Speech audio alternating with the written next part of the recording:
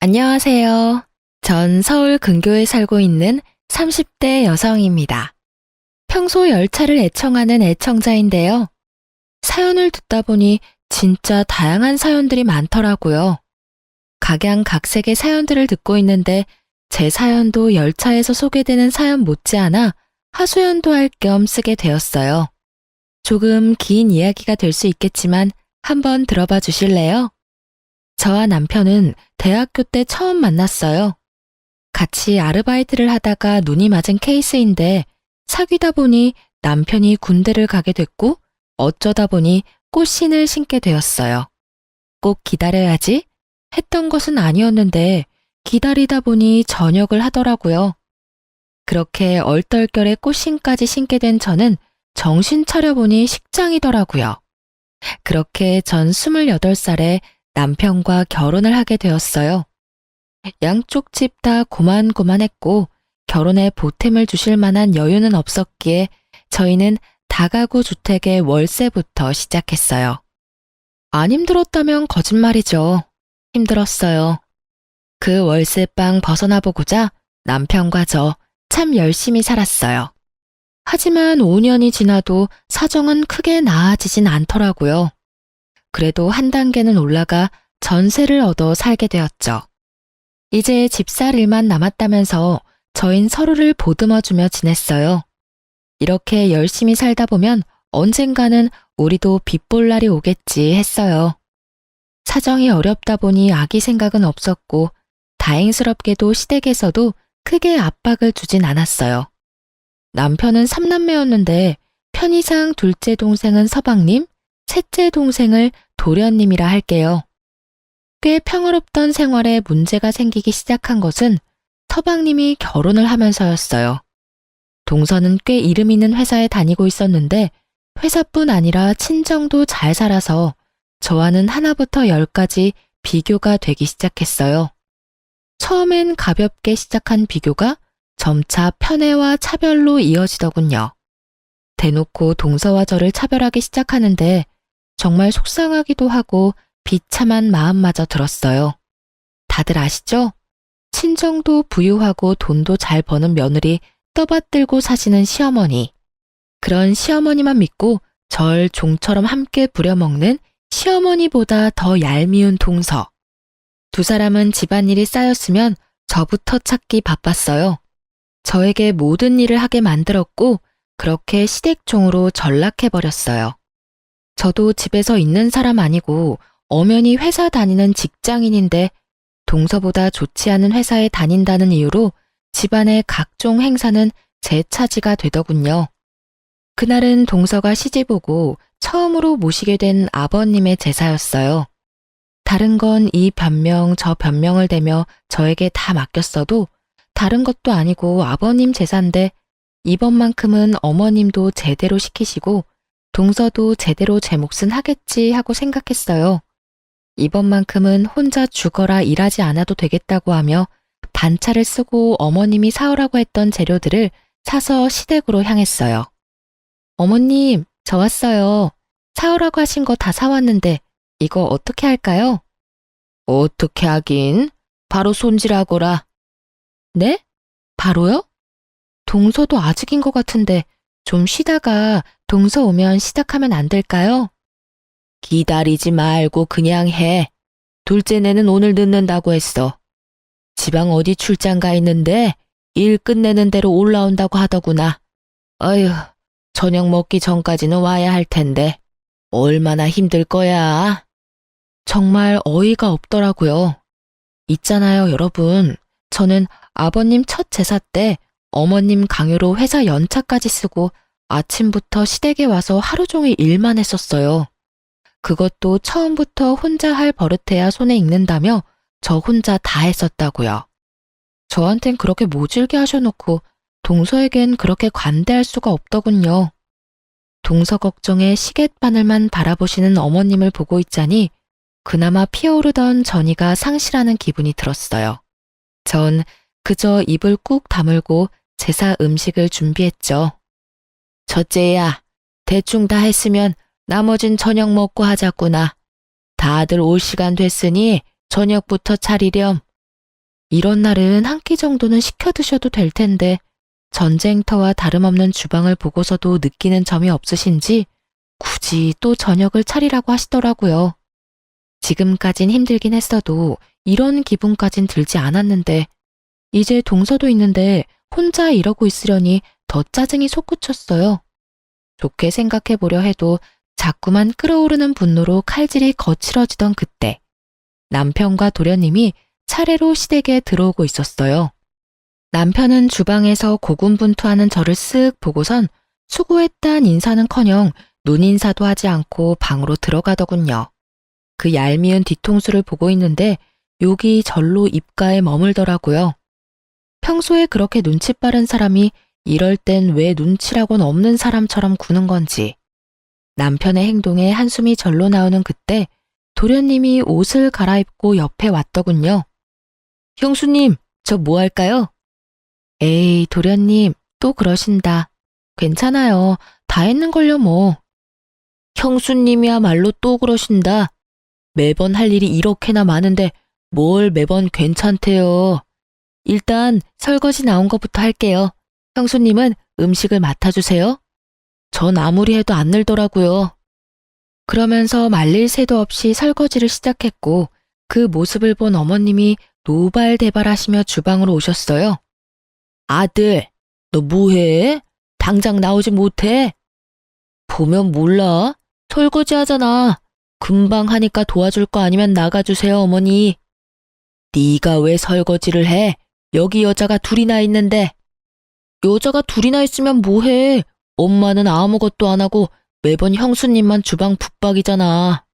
그나저나 작은 형수는 왜 아직 안 왔어? 둘째는 출장 가서 오고 있는 길이라고 하더라. 얼마나 힘들 거야? 그래서 엄마가 천천히 조심해서 오라고 했어. 잘했지? 참도 잘하셨네. 우리 형수님은 보나마나 반차 쓰고 오셔서 이러고 계실 텐데 작은 형수는 출장을 가셨어? 시집와서 처음 지내는 시아버지 제사에? 진짜 출장 가신 거면 어쩔 수 없지만 내 생각엔 아니라고 본다. 언제부터 제사라고 엄마가 노래를 불렀는데 하필 오늘 출장이라니. 엄마는 그걸 믿는 거야? 아니면 작은 형수라서 눈 감고 넘어가 주는 거야? 넘어가긴 뭘 넘어가? 출장 갔다고 하면 출장 간 거지. 넌 왜 사람 말을 못 믿니? 그 큰 회사에서 갑자기 출장 가는 일도 있고 그런 거지. 그 큰 회사라면 더욱 일정이란 걸 중시할 거니까 하는 말이야, 엄마. 아유, 됐으니까 뭐라도 도우실 거 아니면 나가주세요, 제발. 빨리 끝내고 밥 좀 먹자. 아들 배고프다고. 어머님은 도련님의 말에 할 말이 없으신지 구시렁구시렁 하시다 안방으로 들어가시더라고요. 정말 그야말로 도련님이 가려운 등을 벅벅 긁어주는 기분이었어요. 그렇게 전 입가에 미소를 지으며 저녁을 차렸고 도련님은 마지막까지 절 도왔어요. 어쩜 그리도 타이밍을 잘 맞추는 것인지 저녁을 다 차리고 나니 동서와 서방님이 들어오더군요. 엄청 바쁘다면서 쇼핑은 언제 한 것인지 어머님께 드릴 선물을 하나를 안고서 들어오는데 어머님의 얼굴엔 한바구음이 걸려있고 전 동서의 아첨에 고개가 절로 내저어졌습니다. 어머님, 저희 왔어요. 어머, 딱 맞춰서 왔구나. 지금 딱 밥상 차렸는데.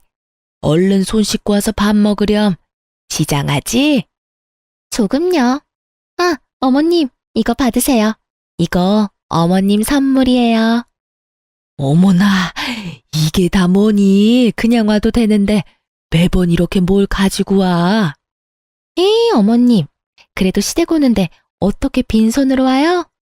어떻게 빈손으로 오기는 그냥 오면 되는 거지.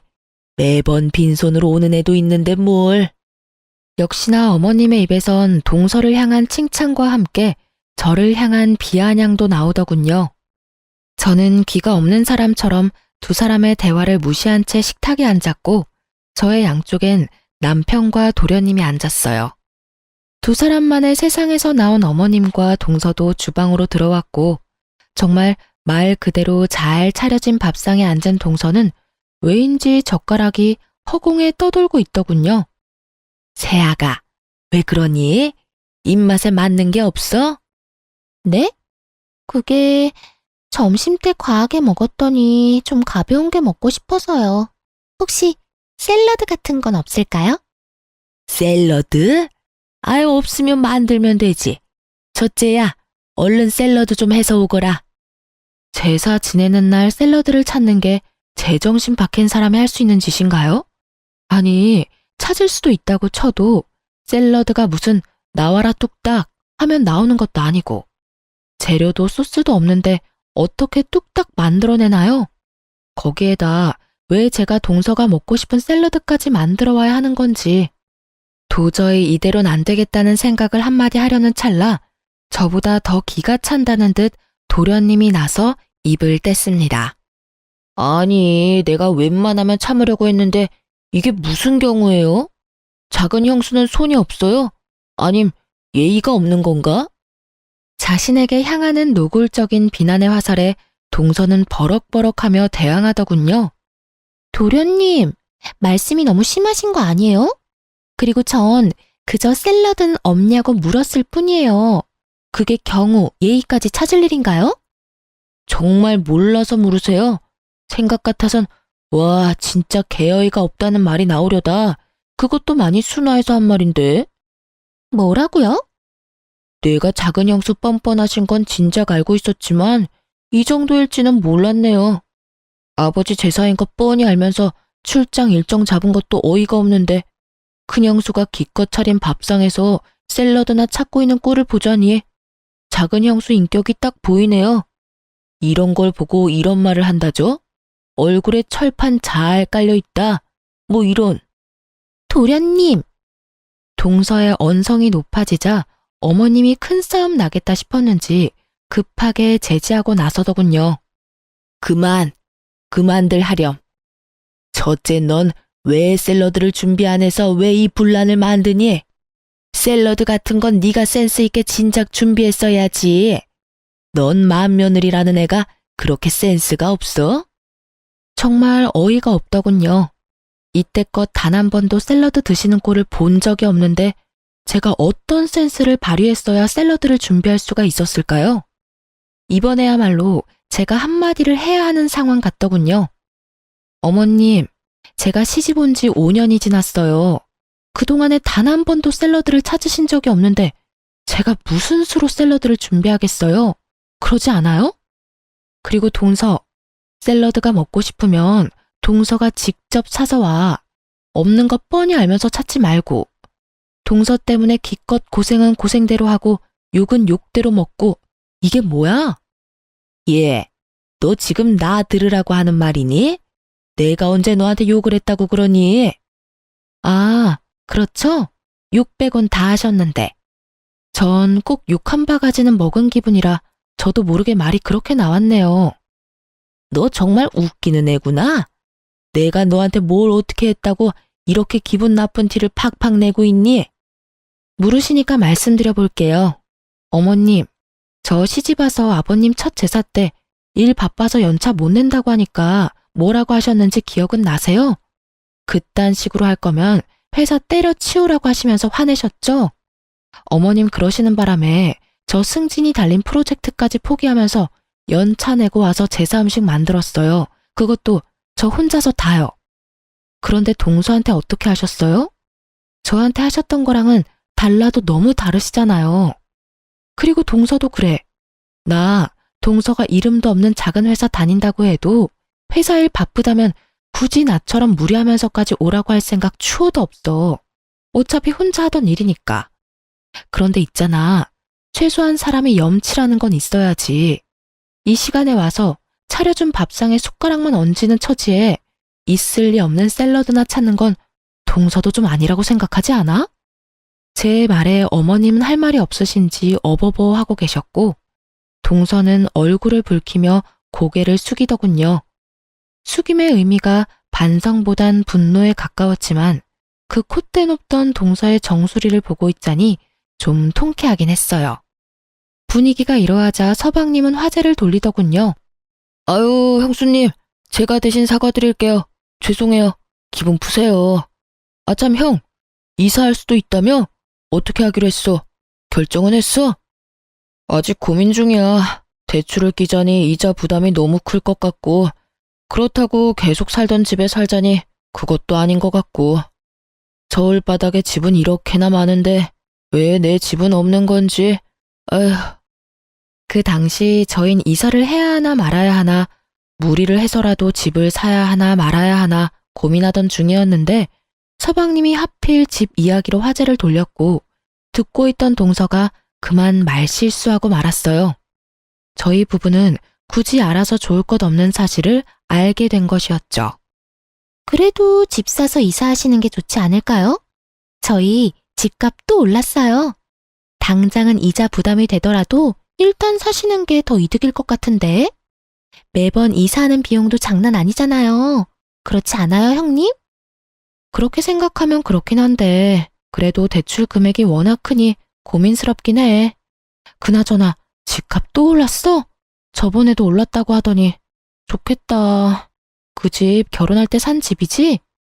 네, 어머님께서 장만해 주셨잖아요. 잠깐만. 지금 동선의 집을 어머님이 해주신 거라고? 네. 아, 형님 모르셨어요? 전 당연히 아시는 줄 알았는데.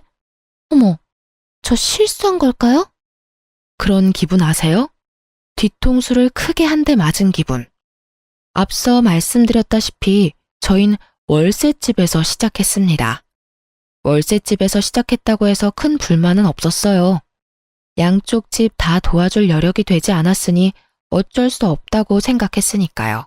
아니, 도와주실 수 있다고 한들 도와주고 말고를 결정하시는 것은 부모님들의 몫이니까요.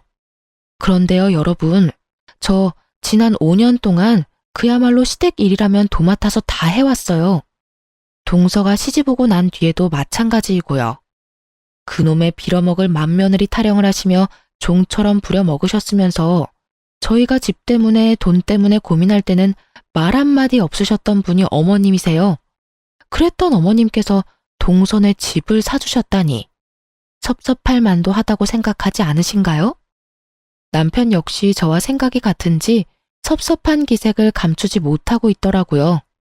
도련님 역시 놀란 듯 토끼 눈을 하고 있더니 이내에 고개를 내저었고, 어머님, 서방님, 동서는 남편과 저의 눈치를 살피기 바쁘더군요. 침묵은 길어졌고 그 침묵을 깬 건 다름 아닌 어머님의 헛기침이었어요. 너희 너무 섭섭하게 생각하지 말아라. 너희가 결혼할 때는 알다시피 도와줄 형편이 안 됐어. 그런데 너희도 알지? 시골에 작은 땅 있던 거. 그게 둘째네 결혼할 때 개발된다고 땅값이 엄청나게 올랐지. 그래서 처분해서 둘째네 집 해준 거야. 너희 때야 없어서 못 해줬지만 둘째 때야 타이밍 좋게 돈이 생겼으니 도와주는 게 당연한 거 아니겠니? 그렇긴 하지만 섭섭한 마음이 드는 건 어쩔 수 없네요, 어머님. 섭섭? 내가 이런 말까지 안 하려고 했는데 너랑 둘째랑 같니? 넌 시집 올 때 몸뚱이 하나 덜렁 가지고 왔고 둘째는 갖출 거 다 갖춰서 왔다. 그러니 나도 받은 대로 해주는 건 당연한 거 아니니? 몸뚱이 하나 덜렁 왔다니요, 어머님. 저희 결혼할 때 이 사람 장남 노릇하느라 집에 돈이란 돈은 다 가져다 줘서 모은 돈 하나 없었어요. 그래서 저희 처음 시작할 때 전부 제가 모은 돈으로 시작했다고요. 그래서 지금 그 코딱지만한 돈으로 생색이라도 내려는 게야? 생색이 아니라 사실을 말씀드리는 거예요. 어머님이 매번 저한테 몸뚱이만 가지고 시집 왔다고 하시니까요. 언제 또 내가 매번 그랬다고 그러니? 오늘은 네가 섭섭하다 그러니까 나도 상황을 설명하다 보니까 그랬던 거지.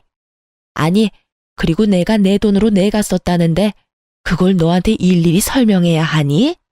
너 혹시 내 재산 탐내는 거니? 설마 그런 거야? 난 네가 그렇게까지 욕심 많은 애인 줄 꿈에도 몰랐구나. 탐내다뇨. 그런 뜻 아닌 거 잘 아시잖아요. 절 그렇게도 모르세요, 어머님? 글쎄, 난 잘 모르겠구나. 어쨌든 이 이야기는 더는 꺼내지 말거라. 내가 때가 되면 어련히 너희 목도 줄 터이니 기다려. 알겠어? 할 말이 없더군요. 한순간에 전 어머님께 있는지도 몰랐던 재산이나 탐내던 며느리가 되었고 오해는 풀지도 못한 채 마음의 섭섭함만 남았습니다. 그날 밤 집으로 돌아와 멍하니 있으니 남편이 말하더군요. 여보, 기분 많이 상했지? 내 기분도 이런데 당신은 오죽하겠어. 그렇지 뭐. 당신도 섭섭했지? 섭섭하긴 했는데 생각해보니까 어머니 말씀도 틀린 말이 없더라고. 본인 돈으로 본인이 도와주겠다는데 우리가 뭐라고 간섭하겠어. 그냥 지금처럼 우리 힘으로 이뤄가면서 열심히 살자. 도움받을 거라 생각도 안 하고 살았다는 걸 뭐. 우리 진짜 열심히 살자. 그렇게 저흰 다시 한번 서로를 보듬어 주었습니다. 하지만 그런 저희를 무너뜨리는 일이 벌어지고야 말았어요. 저희가 바로 전세 사기를 당하고 만 것이었어요. 깡통 전세. 뉴스에서만 보던 깡통 전셋집이 바로 우리 집이더군요. 여러 채의 집을 묶어 대출받았던 터라 저희는 대출 초과라는 것을 알 수가 없었고 중개사분만 믿고 계약을 해버렸던 것입니다. 경매가 진행된다고 한들 저희 순서까지 남는 돈은 거의 없었고 경매가 진행되는 데까지도 시간이 오래 걸린다고 하더군요. 그야말로 저흰 오갈 데 없는 처지가 되어버린 거죠. 상황이 그렇게 되니 남편이 어머님께 도움을 청해봤지만 어머님의 반응은 참 차가웠어요. 어머니, 그래 아들, 무슨 일이야? 목소리가 왜 이렇게 안 좋니? 무슨 일 있어? 그게 저희 전세 사기 당했어요. 그 돈 저희 전 재산인데 집주인이 집 여러 채를 묶어서 담보대출을 했었나 보더라고요. 금액도 많고 저희 순위가 워낙 뒷순이라서 건물을 정리해도 저희까지 올 돈이 거의 없을 거라고 하네요. 뭐? 전세 사기? 그러게 잘 알아봤어야지. 그래서 어떡하니? 지낼 데는 있어? 그래서 말인데 한동안만 신세 좀 지면 안 될까요? 저희가 열심히 벌어서 보증금만 마련되는 대로 다시 나갈게요. 부탁 좀 드려요, 어머니. 우리 집에? 아유, 난 싫다, 아들. 아무리 자식이라고 해도 불편해. 그러지 말고 있는 돈으로 원룸이라도 구해봐. 그 정도 돈은 있지 않니? 아마 그 편이 나을 거다. 첫째도 나랑 살려면 얼마나 불편하겠어? 아무리 그래도 시댁인데. 그러니 원룸이라도 알아보려무나. 알겠지? 그럼 그런 줄 알고 끊는다. 여차하면 저도 거들려고 스피커폰으로 통화를 하고 있었는데 제가 거들 틈 따윈 없더군요. 어머님의 반응에 전 어이가 없는 나머지 웃음이 났고 남편의 반응도 저와 별반 다르진 않았어요. 남편이 주워온 자식도 아닌데 정말 해도 해도 너무하신다는 생각밖에 들지 않았어요. 깊은 한숨을 내쉬던 저는 동서에게 전화를 걸어 사정을 설명했고 그 어떤 부탁을 하기도 전 동서는 딱 잘라 여윳돈이 없다고 하며 전화를 끊더군요. 저흰 하는 수 없이 친정의 신세를 지게 되었죠. 좁은 집에 사위와 함께하는 생활이 불편하실 텐데 생각도 하지 않으시고 오라고 하시더라고요. 그렇게 저흰 친정에서 지내게 되었고 엄마는 저희만 불편하지만 않다면 편하게 지내라고 해주셨죠. 이후 저흰 아주 잘 지냈어요. 남편은 엄마를 친엄마처럼 잘 따랐고 저희 엄마 역시 남편에게 잘 대해주었어요. 그렇지 않아도 아빠가 돌아가신 지 얼마 되지 않아 적적하던 터에 저희가 와주어서 엄마는 너무 좋다는 말을 자주 해주셨어요. 지금 생각해보면 아마 저희가 혹시라도 눈치를 볼까봐 그런 말을 자주 해주셨던 것 같아요. 그렇게 친정에서 지낸 지 일주일이나 지났을까요? 도련님이 우리 회사로 찾아왔더군요. 그러면서 저에게 통장과 도장을 내밀며 말했어요. 형수님, 이거 진짜 얼마 안 되는데 집 구하실 때 보태 쓰세요. 도련님이 내민 통장에는 1,000만 원이 넘는 돈이 들어있더군요. 직장을 구한 지 얼마 되지 않은 도련님이 아끼고 아껴 모은 전 재산이었습니다. 도련님의 마음이 너무나 고마워 눈물이 나더군요. 전 도련님께 마음만 받겠다며 혹시나 필요한 일이 생기면 그때 다시 달라고 했고, 도련님은 알겠다며 통장을 다시 넣으시곤 마지막까지 꼭 연락 달라고 하더군요. 참 따뜻했어요. 도련님의 마음이요. 그 따뜻함에 힘을 얻어 저희 부부는 참 열심히 살았어요. 언제까지 엄마에게 생활비도 드리지 못한 채 신세를 질 순 없으니까요.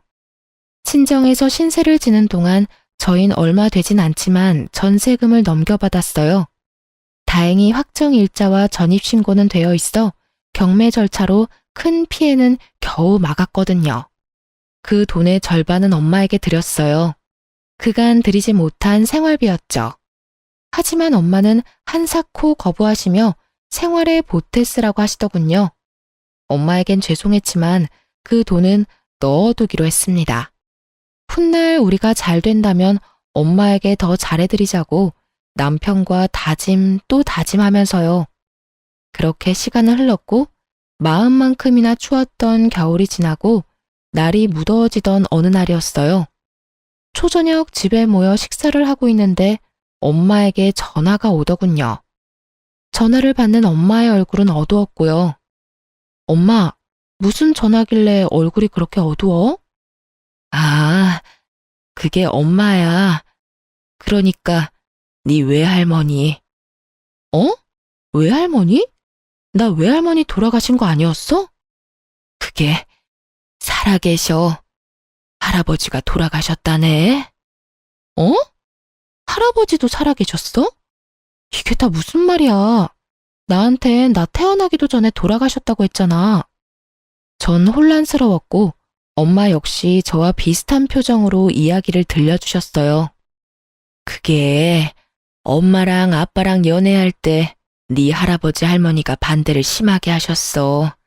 결혼은 절대 안 된다고 말이야. 그런데 엄마가 아빠를 너무 사랑해서 집을 나와서 결혼을 했어. 그런 엄마가 너무 괘씸하셨는지 아예 연락을 끊으셔서 이때껏 연락도 하지 않고 살았었어.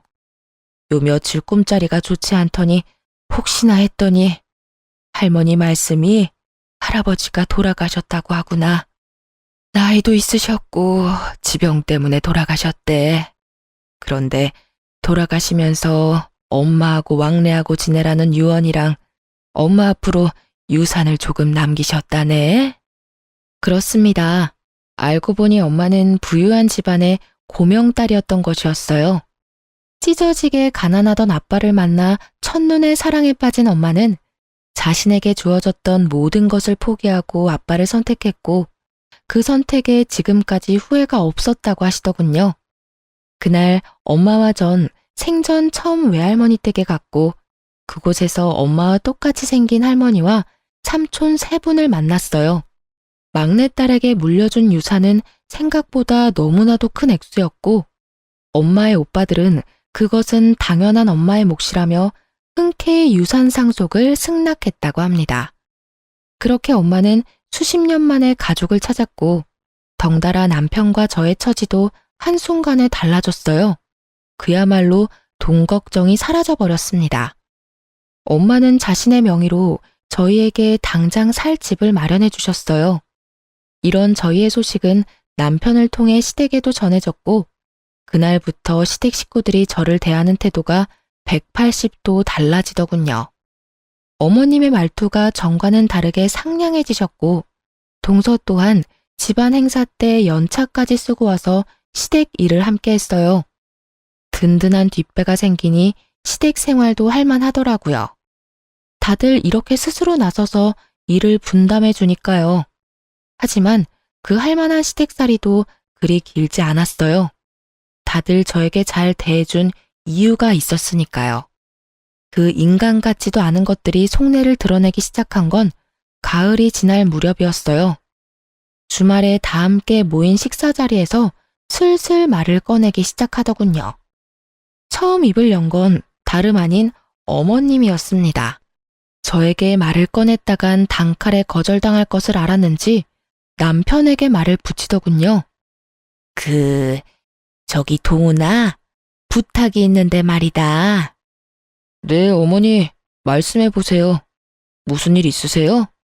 그게 둘째네가 둘 다 회사를 그만둔다고 하는구나. 사업이 하고 싶은가 봐. 네? 그게 사실이야? 사실이에요, 재수 씨. 둘 다 직장 좋은데 갑자기 왜 사업 바람이 불었대? 다시 잘 생각해봐. 친구들 보니까 퇴직금에 집 담보대출까지 내서 사업들 하던데 잘 되는 꼴을 본 적이 없어. 다들 직장 생활을 하던 그때가 그립다고 하더라니까. 그러니까 너랑 재수 씨도 잘 생각해. 결혼한 이래에 남편의 입에선 가장 바른 말이 흘러나왔고 남편의 말을 듣고 있던 동서가 말했어요. 저희 충분히 오랜 시간 고민하고 내린 결정이에요. 그래서 말인데 저희 사업에 투자 좀 해주시면 안 될까요? 들어보니 형님 친정에 엄청 큰 돈 생기셨다고 하던데 두 분께서 사돈 어르신께 잘 말씀드려 주시면 안 될까요? 제 돈도 아니고 친정엄마의 돈을 빌려달라도 아니고 투자하라뇨. 이건 그냥 내놓으라는 말이 아닌가요? 무리한 요구를 하는 세 사람보다 더 어이가 없는 것은 남편이었어요. 단칼에 거절해야 할 상황에 고민하고 있더라고요. 괜히 제가 나섰다간 가족 간의 마음만 상할까 싶어 지켜만 보려고 했는데 남편 하는 꼴을 보니 이대로 뒀다간 없는 돈으로 사업 자금을 대준다고 덜컥 약속이라도 할 것 같아 입을 뗐어요. 아니 동서, 지금 그 말이 말이 된다고 생각하고 말하는 거야? 애초에 말이 되지 않잖아. 우리 엄마 돈으로 왜 동선의 사업에 투자를 해야 해? 동선의 친정 잘 살잖아. 그렇게 사업이 하고 싶으면 동선의 친정에 가서 말해. 사돈한테까지 손 벌리지 말고. 그게 저희 친정에선 시집간 딸한텐 투자는 해주지 않으신다고 해서요. 동서 친정에서도 안 한 투자를 우리 친정에선 할 거라고 생각했어? 투자할 생각 없으니까 다신 이 이야기 꺼내지도 마. 그 뒤로도 여러 이야기가 나왔지만 전 다 무시한 채 밥만 먹고 집으로 돌아왔습니다. 세 사람과 입씨름을 한 터라 고단했는데 남편까지 절 들들 볶더라고요. 우리가 매몰차게 외면당했던 것은 기억도 나지 않는지 한 번만 도와주자고 저를 설득하다 자기 맘대로 되지 않자 화까지 내곤 방으로 들어가 버리더군요. 그러든가 말든가 전 신경을 쓰지 않으려고 했는데 며칠 뒤 도련님에게 연락이 와 하는 말은 도저히 제가 신경을 끌 수 없는 상황이었습니다. 전 이 빌어먹을 집안과 끝내야 하겠다는 결심을 하게 되었어요. 형수님, 조심하셔야 해요. 엄마, 형, 작은 형수까지 지금 제정신이 아니에요. 말도 안 되는 계획을 세우고 있는데 도저히 이건 아니다 싶어서 전화했어요. 도련님의 기뜸이 있어서였을까요? 이후에 일어나는 모든 일이 놀랍지도 않더라고요. 도련님에게 모든 사실을 듣고 난 후 어머님은 집을 팔아 저희 집으로 짐을 싸서 들어오셨어요. 그 집을 팔아 서방님의 사업 자금을 대주셨다고 하더라고요. 예상했던 일이었어요.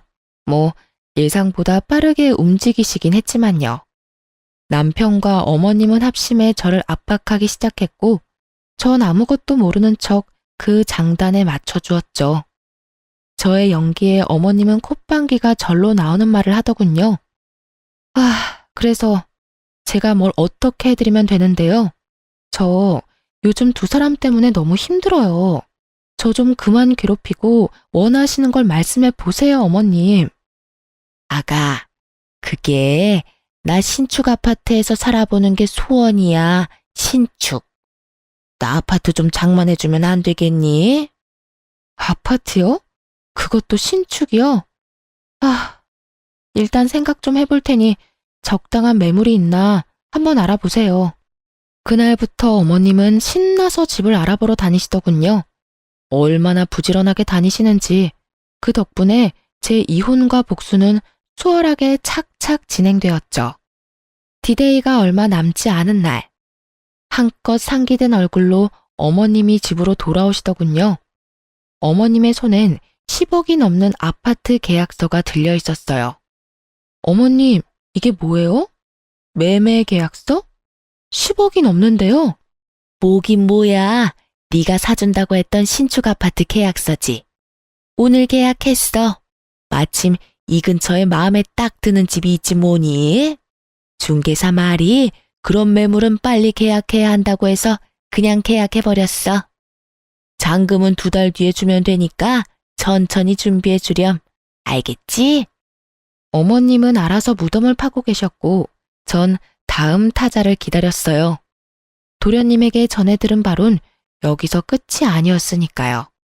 기다리고 기다리던 동서에게서 전화가 오던 날, 전 크게 한번 웃고 동서의 전화를 받았습니다.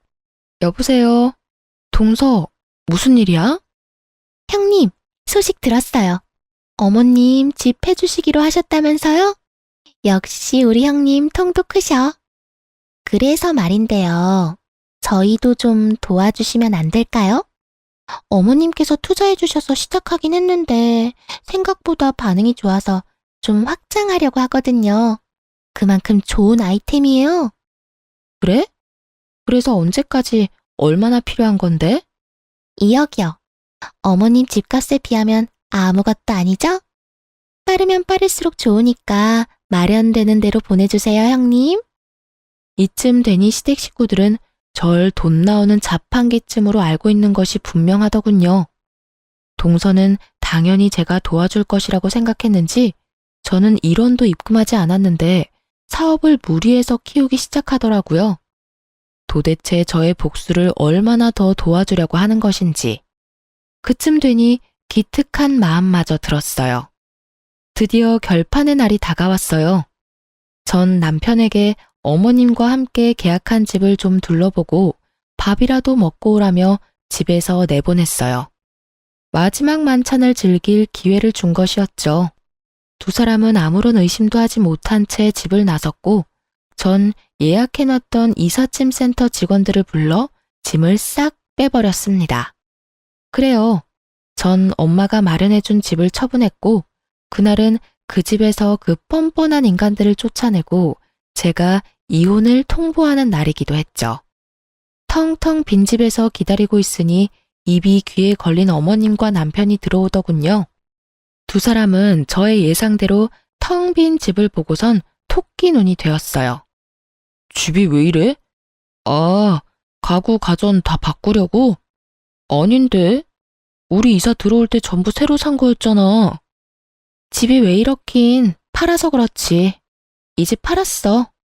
내일이면 다른 사람 이사 들어올 거야. 뭐? 그런 중요한 일을 왜 나랑 상의 한마디도 없이 결정한 거야? 아니, 다 됐고, 그럼 우린 어디서 살아?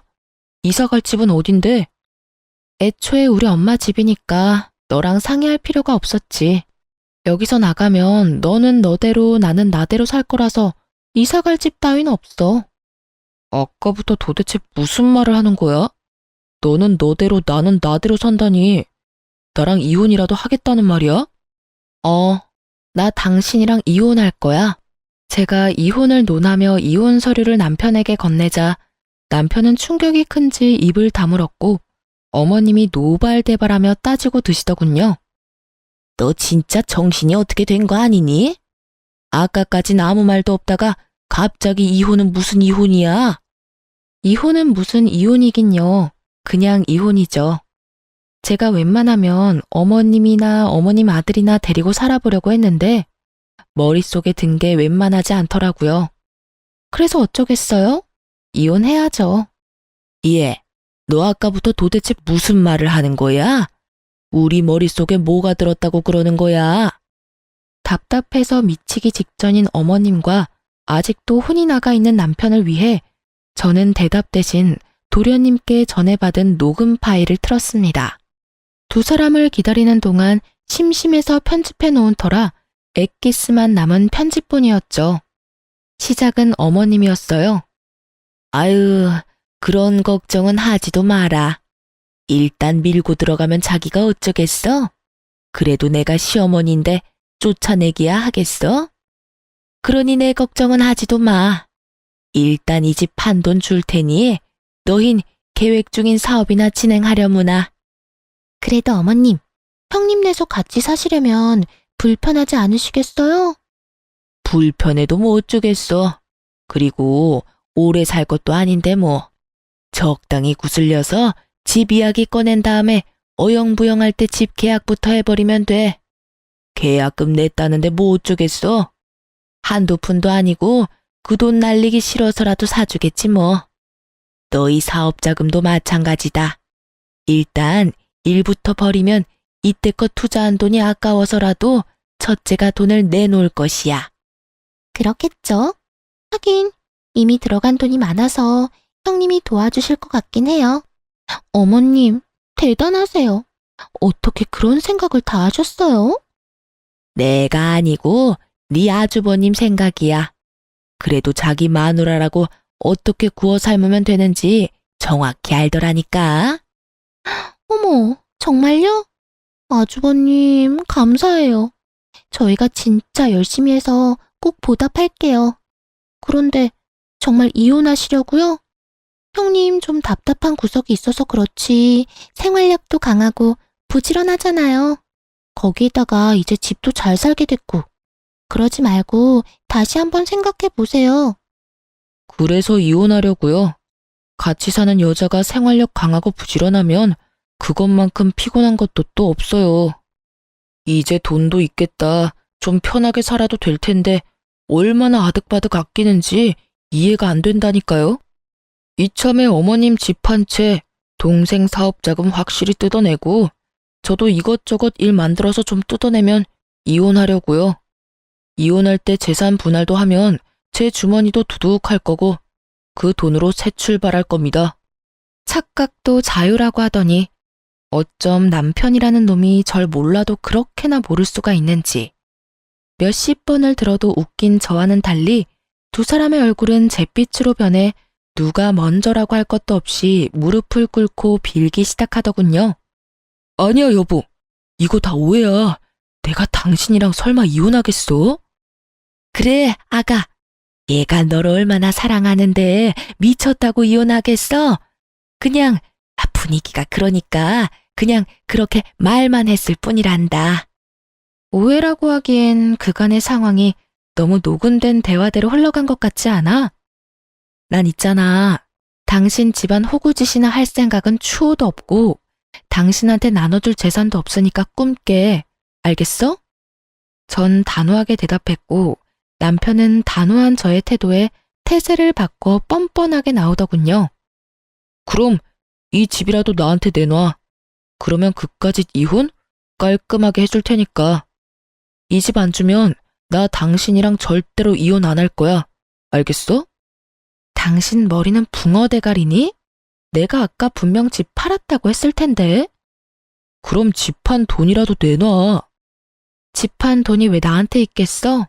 이 집 주인은 처음부터 끝까지 우리 엄마였는데. 당신 혹시 이 집이 내 명의라고 생각한 거야? 너답다 진짜. 이 집 판 돈은 이 집 주인인 우리 엄마 통장으로 고스란히 들어갔어. 그러니까 이 말은 당신한테 줄 돈은 땡전 한 푼도 없고 오히려 당신이 나한테 위자료를 줘야 할 상황이라는 말이야. 알겠니?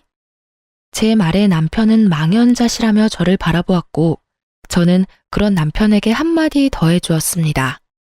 그렇게 누누이 내가 말했잖아. 우리 엄마가 유산을 받았을 뿐이지 나는 돈이 없다고. 자세히나 알아보고 나댔어야지. 이게 뭐야? 돈은 돈대로 다 날리고 이혼은 이혼대로 하고.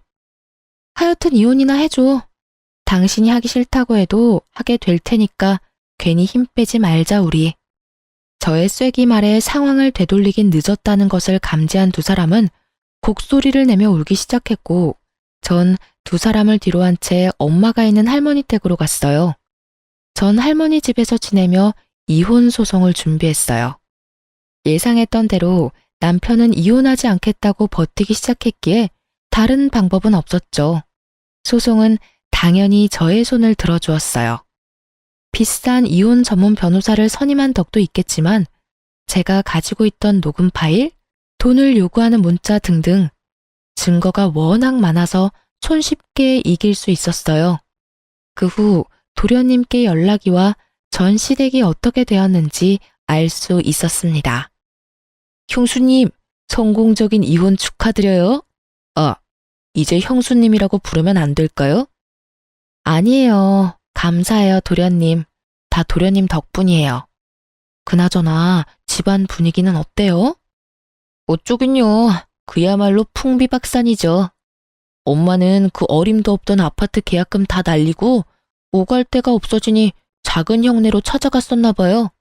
근데 아예 집 안으로 들어가지도 못했다고 하더라고요. 아예 문전박대 당했대요.